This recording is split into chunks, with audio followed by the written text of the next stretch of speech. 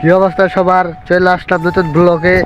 আপনারা দেখছেন এই যে সব ভুট্টাগুলো, এই ভুট্টাগুলো কিন্তু নানান রকমের তারা কিন্তু আবাদ করে থাকে, ঠিক আছে।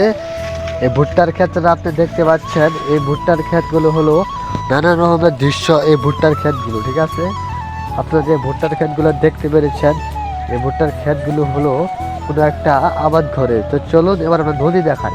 এই যে আমাদের সেই ঝিনেতলি নদী, এই নদীতে আছে অনেকগুলো মাছ, যে কারণে যে মাছগুলো মানুষ আসলে মারতে পারে না।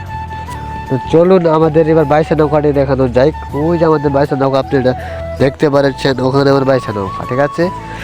এবার চলুন আমরা চলে যাই আবার ডালের ক্ষেত্রে, যে ডালের ক্ষেত্রে আমরা গাছগুলো ধীরাবো, সেই ডালের ক্ষেত্রে আমরা চলে যাব, ঠিক আছে। তো চলুন আমাদের ডালের ক্ষেত্রে আমরা যাই, আপনারা লক্ষ্য করুন।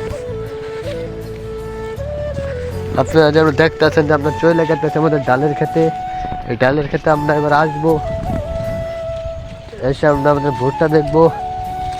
ভুট্টা দেখার পরে এবার দেখবো আমাদের আলুর জমিটা, মানে আমাদের নিজস্ব আলুর জমি, সেটা আমরা দেখার চেষ্টা করবো, ঠিক আছে। মানে আপনাদেরকে জানাবো আর কি।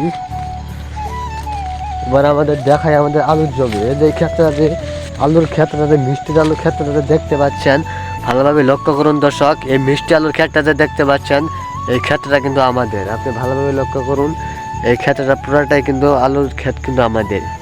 আমরা আলু গেড়েছি, ঠিক আছে। আর চলুন এবার আমরা ভালোভাবে আমাদের সেই খেতে চলে যাই, যে ক্ষেত্রে আমরা গাছ তুলতাম, সেই ক্ষেত্রে আসা পড়ি। সেই ক্ষেত্রে আমরা আসবো এবার।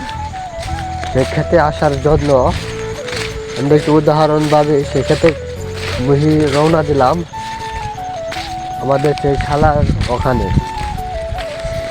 আমাদের খালার ওখানে কিন্তু আমরা চলে আসলাম দেখতে দেখতে পড়াই।